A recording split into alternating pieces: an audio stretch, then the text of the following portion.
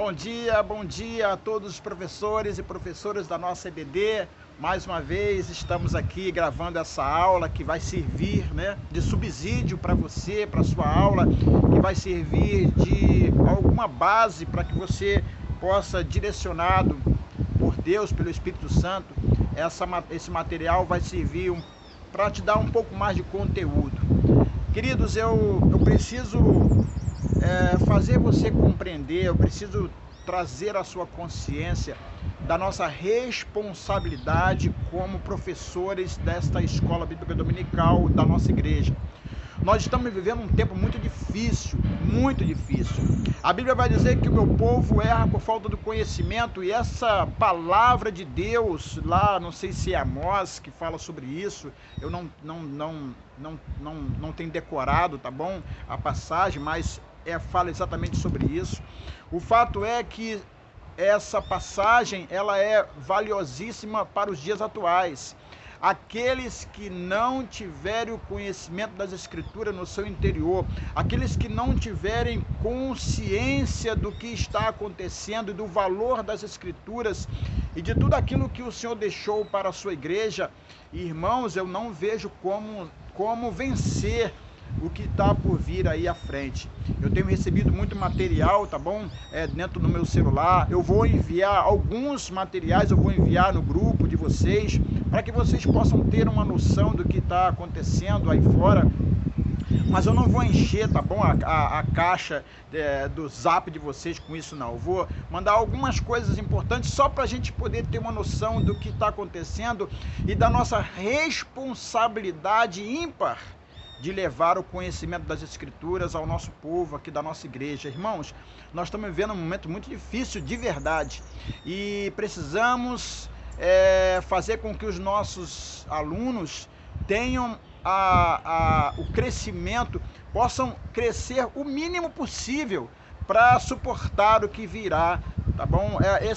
Nós precisamos manter esses alunos informados de que, se não tivermos o mínimo de conhecimento, se não tivermos o mínimo de comunhão com Deus, se não tivermos o mínimo de intimidade com o Espírito Santo, se nós não alimentarmos um período de estudo das Escrituras, de meditação, de oração, se não estivermos juntos nesse corpo chamado corpo de Cristo, que é a sua igreja, se não estivermos unidos nesse processo, queridos, vai ficar muito difícil, muito difícil. Eu vejo isso muito claramente. Então, eu chamo a consciência, de cada um dos professores da extrema responsabilidade que temos no período como agora. Nós somos chamados para um tempo, e esse tempo esse tempo é agora. Nós não podemos deixar passar. Então você e eu temos uma oportunidade grandiosa e uma responsabilidade que pesa sobre nós, de levar o conhecimento das Escrituras, de levar esse conhecimento dessa tão importante maturidade. Irmãos, entendam uma coisa: aqueles que não alcançarem a maturidade espiritual necessária para enfrentar o tempo que virá, e já estamos nele, já estamos chegando nele, você pode observar isso ao seu redor. Os que não alcançarem essa maturidade, sinceramente eu não sei o que acontecerá. Só Jesus, irmão, só Jesus para nos dar essa maturidade, só o Espírito Santo para nos dar o conhecimento, o entendimento, para suportar aquilo que está acontecendo ao nosso redor. E você, professora da EBD, tem uma responsabilidade muito grande sobre você, porque Deus instituiu você para estar cuidando do povo de Deus. São as ovelhas de Deus, são as ovelhas do Senhor Jesus, que está sob os nossos cuidados. Então, querido professor, uma intimidade com Deus, a sua intimidade com Deus, o seu momento devocional, o seu momento de oração, o seu momento de intercessão pelas ovelhas do Senhor, que são dele, você é apenas um instrumento que Deus vai utilizar para alimentar esse povo. Então você tem uma grande responsabilidade. Mantenha a sua intimidade com Deus para que você possa ser um instrumento eficaz nesse tempo presente, tá bom? Bom, nós estamos aqui, eu vou dar mais uma aula para a gente poder encerrar mais uma parte dessa, né, da aula, e estamos estudando sobre maturidade, tá certo? Já vimos aqui na página, nas páginas 66 sobre o alcançar a maturidade, os passos para alcançar a maturidade, integrar-se à sua igreja, participar dos eventos da igreja, participar na comunhão da igreja. Já falamos sobre isso, tá certo? Depois, outro passo para alcançar essa maturidade é estabelecer um momento devocional diário, momento em que você tem contato com Deus através da meditação, através da oração, através de uma entrega de maior intimidade com o Senhor e seu Espírito e sua palavra. Nós vimos sobre isso, né? Estabelecer um momento a sós com Deus. Nós necessitamos estabelecer esse momento. Se você, professor, não está fazendo isso, é melhor você repensar, tá bom? Não adianta dar uma aula, não adianta você ficar no ativismo, não funciona. Você precisa experimentar esse momento de intimidade com Deus através da meditação e de um tempo de qualidade maior com o Senhor, um momento de paz, um momento de tranquilidade, um momento de meditar a si mesmo, dentro de você, visitar o seu interior e colocar para fora e colocar para Deus tudo aquilo que você precisa. Nós precisamos curar o nosso interior, tá bom? Então, esse momento com Deus, você, professor, e depois passar para os seus alunos essa importância. Depois nós vimos também sobre o terceiro fator que vai nos garantir um crescimento, uma maturidade, né, com Deus, maturidade espiritual. Temos que ter fome e sede da palavra de Deus. Ou seja, fome de ler a palavra, de conhecer a palavra, de estudar a palavra, de meditar na palavra, a sede de entender a palavra. Então, é momento de nós buscarmos as Escrituras como nunca antes, como nunca antes. E você, professor, tem uma grande responsabilidade com isso. Não dê uma aula superficial, mas utilize textos bíblicos. Você precisa ensinar os seus alunos a amar a Bíblia através do conhecimento. E acredite, eles não leem Bíblia em casa, tá bom? Eles precisam aprender isso e vão aprender com você. Então, veja os textos bíblicos, está aqui no final da lição, no final desse tópico, tenha fome e sede da palavra de Deus. Tem aqui o Salmo 119, 105, Salmo 119, do 9 ao 16, tem outras passagens bíblicas, você pode trazer e você tem que esmiuçar para o seu aluno o que aquela passagem quer dizer referente à maturidade cristã. Cuidado, irmãos, para nós não fugirmos do assunto. Cuidado para a gente não trazer textos bíblicos que não tem nada a ver com a aula. Cuidado para você não trazer exemplos que não tem nada a ver com um assunto específico de maturidade cristã. Tudo bem? Cuidado com isso. Nós temos que dar uma aula muito objetiva nesse assunto. E aí, o próximo tópico, né, que vai nos dar a condição de alcançarmos essa maturidade, o próximo tópico, que agora eu vou abrir essa lição, é: desenvolva uma vida consistente de oração. Página 68. Desenvolva uma vida consistente de oração. Irmãos, entendam uma coisa. Se Jesus Cristo, o Filho do Deus vivo, ele viveu uma vida consistente de oração. Ele orava em todo tempo, orava em todo lugar, ele andava no espírito de oração. Você tem milhares de textos que comprovam isso. Você pode trazer para os seus alunos diversos textos de Jesus vai subir ao monte, Jesus vai ficar afastado das pessoas, Jesus vai estar sempre orando ao Pai, Jesus ora constantemente. João capítulo 16 vai falar sobre a oração de Jesus. Tem muitos textos que você pode utilizar na sua aula para dar exemplo de que se Jesus, que é o Filho de Deus, se ele veio e fez a sua parte orando ao Senhor, imagina nós, querida, imagina nós, imagina o seu aluno, nós queremos ser melhores que Jesus.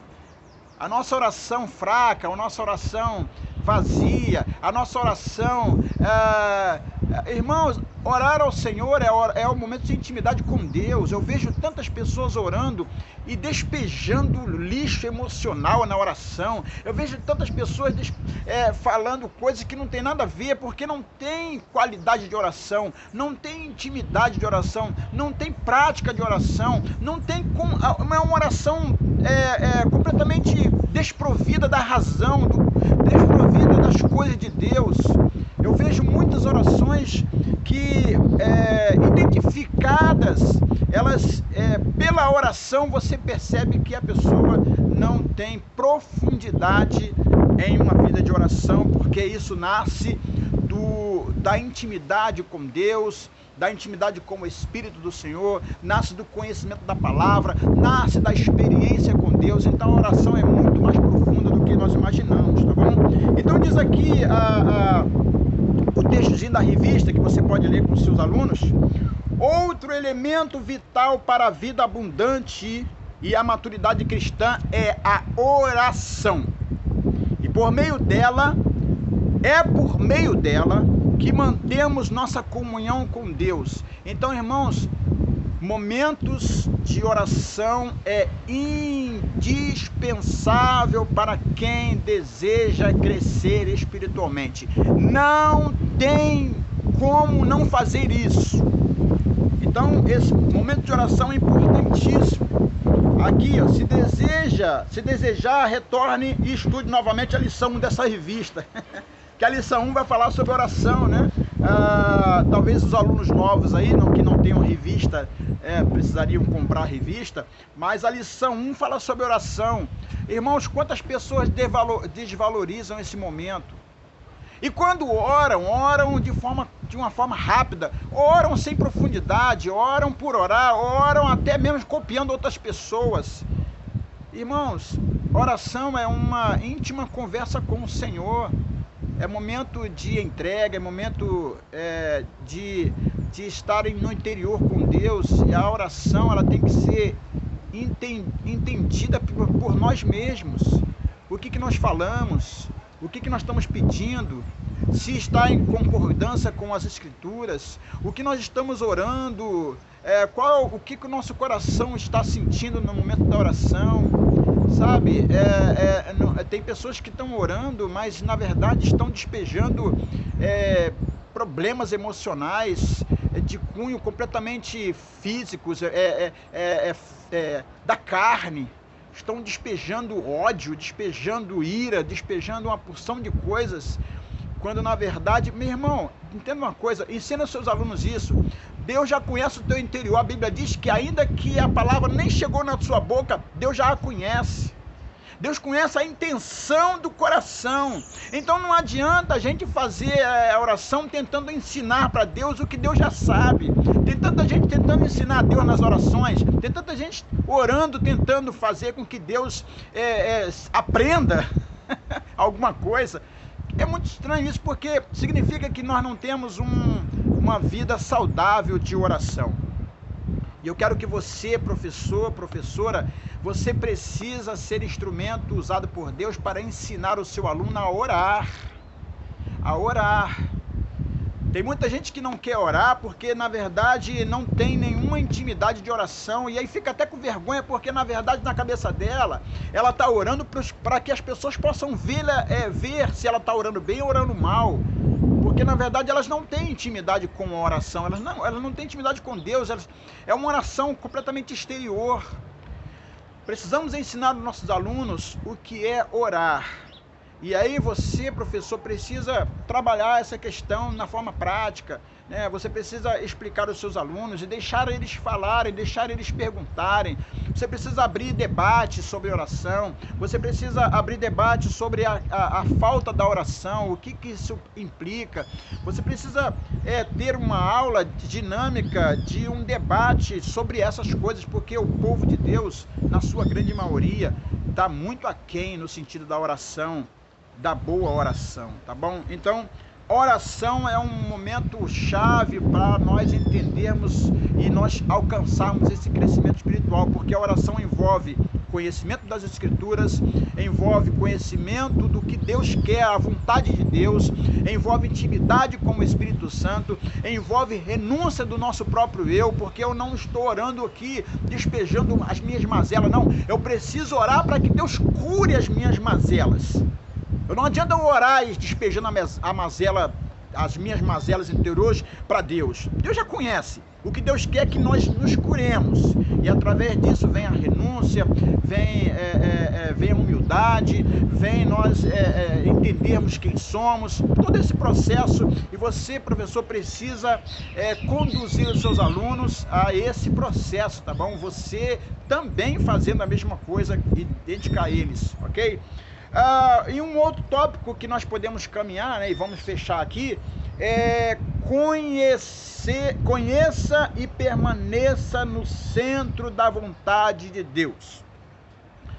O outro ponto que nós vamos alcançar a maturidade é conhecer a vontade de Deus e permanecer nela.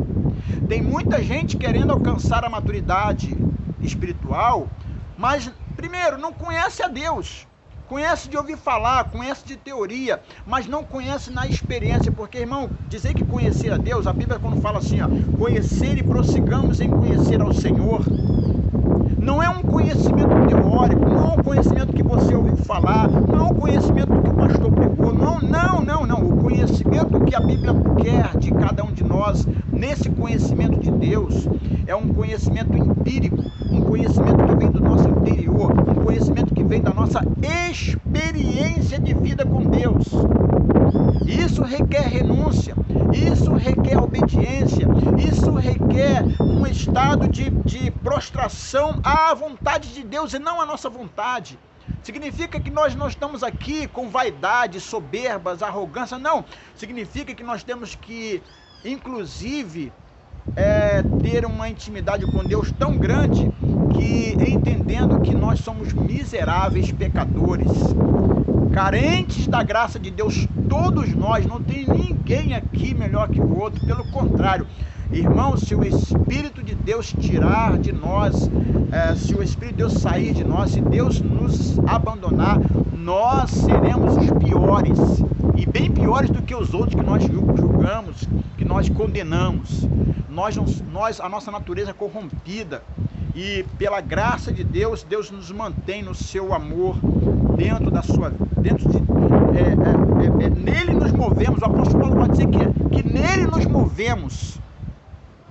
Então, é muito mais do que a gente imagina. Então, conhecer e permanecer no centro da vontade de Deus. Aí tem aqui o texto, tá bom? Que você pode ler com seus alunos, leia devagar, leia com entendimento, vai deixando eles terem a consciência. Irmãos, dê uma aula didática, por favor, dê uma aula bem didática, bem devagar, procura ver se os seus alunos estão entendendo, volta se necessário for, tá bom?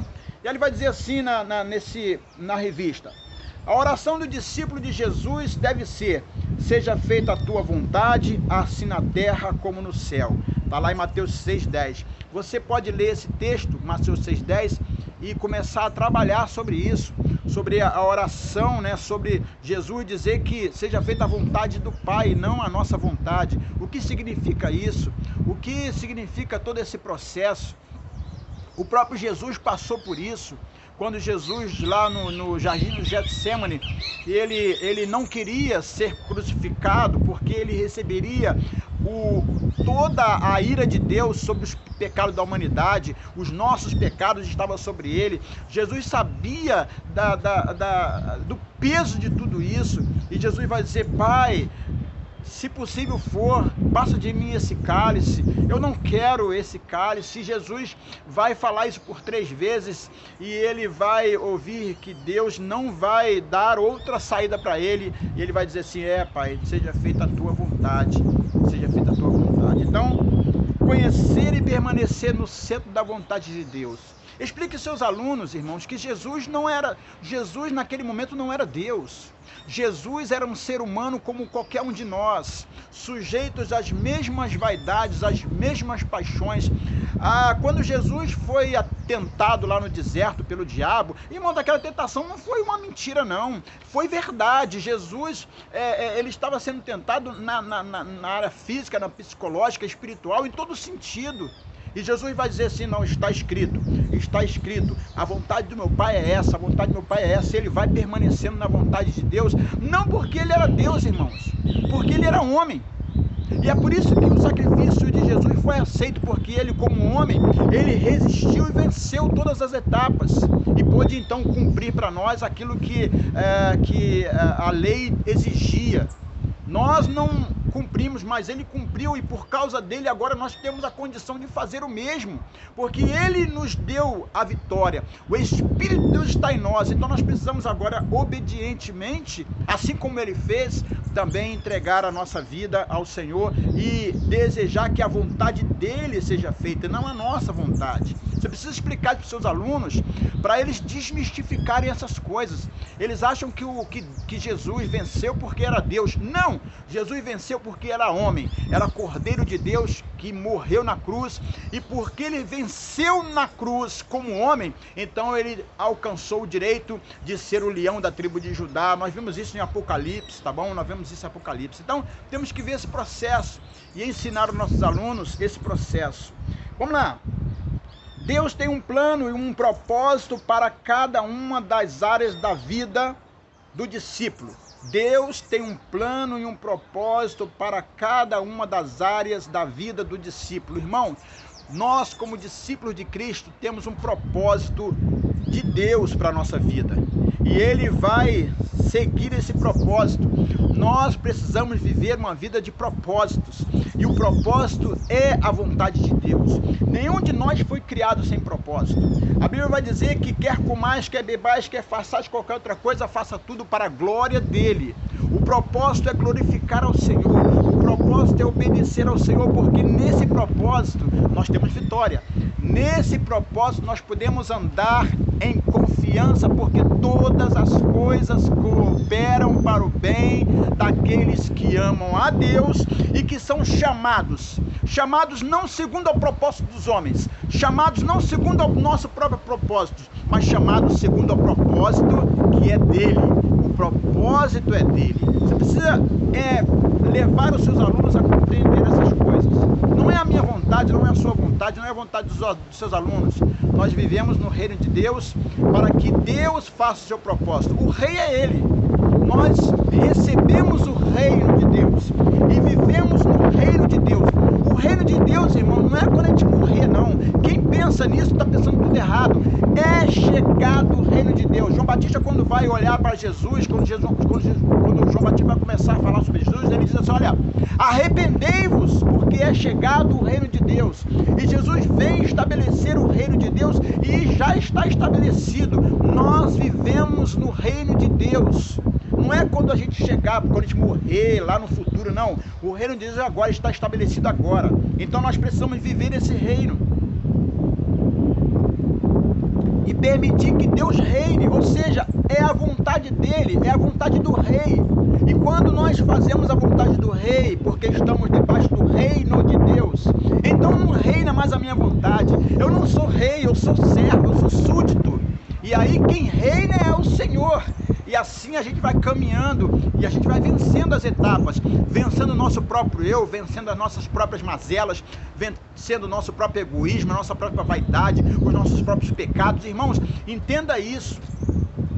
Nós já somos mais que vencedores, o apóstolo Paulo fala sobre isso. E não tem demônio que possa nos parar. Não tem, irmão, não tem inferno que possa nos parar. O que nos para é exatamente nós não entendemos que já estamos vivendo o reino e precisamos estar no centro da vontade do rei. Só isso. Todas as vezes que você quiser viver o seu reino, entra a sua vontade, a sua vaidade, aí você está fora do reino. E fora do reino não tem garantia, tá bom? Não tem garantia. Você precisa explicar isso aos seus alunos, ok? Então, Deus tem um plano e um propósito para cada uma das áreas da vida do discípulo. E a vontade de Deus sempre é boa, agradável e perfeita. Romanos capítulo 2, verso 12. Você pode ler esse texto com eles, entender esse texto com eles. Rogo-vos, irmãos, que apresenteis o vosso corpo como sacrifício vivo, santo e agradável ao Senhor, que é o vosso culto racional. Você precisa ter raciocínio do que está fazendo com relação ao reino de Deus, com relação a quem é o rei e quem é o súdito. Então isso é culto racional. Tem muita gente trocando as bolas aí porque de racional não tem nada. É culto carnal, é um culto espiritual, mas só um espírito carnal. Não tem nada a ver com o espírito de Deus. É um espírito da vaidade, o espírito do engano. E as pessoas vão vivendo dessa forma. Querido, entenda uma coisa. Nós estamos chegando ao momento em que ou a igreja do Senhor retorna ao início de tudo, fazendo um culto racional, pensando no que está fazendo, pensando aonde está se posicionando, pensando no que Deus fez, o que Jesus fez na cruz. Ou nós nos apresentamos a Deus com um culto racional, ou nós não venceremos essa batalha. A Bíblia vai dizer claramente sobre isso. Aquele que é santo, santifique-se mais ainda. Aquele que é justo, justifique-se mais ainda. É tempo de nós voltarmos ao primeiro amor e racionalmente andar na presença de Deus. A Bíblia vai dizer, aquele que é imundo, que suje-se mais ainda. Aquele que é impuro, que fique impuro mais ainda. Ou seja, está havendo uma separação muito clara entre luz e trevas. E se a igreja do Senhor Jesus não entender essas coisas, não compreender isso, não levar a sério, se a igreja do Senhor Jesus continuar com essa loucura espiritual, entre aspas, querendo fazer as coisas da carne, da vaidade e colocando isso na conta do Espírito Santo, querido, entenda uma coisa, isso tem que acabar. Ou acaba, para que possamos voltar ao primeiro amor e fazer a vontade de Deus, que é o Senhor e Rei dos Reis e Senhor dos Senhores das nossas vidas, ou então não entraremos no reino de Deus, e assim não entrando no reino de Deus, não fazendo a vontade do Rei, então nós estamos separados desse reino, e nunca estivemos nele. Então é preciso que você entenda isso e faça com que os seus alunos entendam, tá bom? E para terminar, para a gente fechar, Deus nos promete dar sabedoria para que possamos discernir a vontade dele. E grande parte do que Deus quer de nós com relação a pensamentos e atitudes já está revelado na palavra que é a Bíblia. O problema é que nós precisamos conhecer e obedecer, tá bom? Prosseguir em conhecer ao Senhor é conhecimento com a experiência, através da obediência, ok? E aí, à medida que nós, como discípulos, estudarmos e conhecermos a palavra, também conheceremos a vontade do Senhor. Então está aqui mais uma aula, tá bom? Que você vai ter condição de dar para os seus alunos. Então nós vimos aí até a página 68, ok? E a gente pode utilizar esse material para ir pelo menos mais 2 domingos, ok? Mais 2 domingos. Já estamos no processo final da revista, na nova revista, que utilizaremos essa nova revista no mês de outubro. Primeiro domingo do mês de outubro, eu acho que é dia 1º também, né? Primeiro domingo de outubro nós estaremos já iniciando a nova revista. Queridos, entenda uma coisa, professores, pelo amor de Deus, pelo amor que Deus tem por cada um de nós e por tudo aquilo que Deus já fez, por amor ao seu nome, por amor à sua glória, a glória de Deus é o nome de Deus. Assuma essa responsabilidade de conduzir a sua classe dentro dos padrões divinos, dentro do que Deus estabeleceu. Você e eu temos uma grande responsabilidade nesse tempo presente, tempo em que precisamos verdadeiramente nos posicionar no conhecimento das Escrituras, no conhecimento da palavra, no conhecimento de Deus, no conhecimento do seu Espírito, na vontade do Senhor. Então você, querido professor, é uma peça-chave nesse momento de fazer com que os seus alunos alcancem a tão sonhada maturidade cristã, que vai fazer com que eles resistam a esse tempo mau, tempo de trevas. A Bíblia diz que há um tempo para todas as coisas, e esse tempo é um tempo de muito cuidado com relação a tudo isso. Que você possa ser usado por Deus grandemente na sua aula, que você possa dar uma aula excelente, você está livre para utilizar o seu tempo da melhor maneira possível. Traga conteúdo edificante, traga subsídios maravilhosos, deixa o Senhor te usar, mas que a partir de você, a partir do teu interior, que você se modifique primeiro, a fim de que você também possa pensar na modificação dos outros, tudo isso para a glória de Deus e para o bem do seu povo aqui na Igreja Evangélica Ministério Cura da Alma. Que o Senhor te abençoe, que o Senhor me abençoe, que o Senhor nos dê sabedoria e nos direcione a tudo aquilo que vamos fazer, tudo para a honra e glória do nosso Deus. Fica com Deus, tchau, tchau, até a próxima, em nome de Jesus.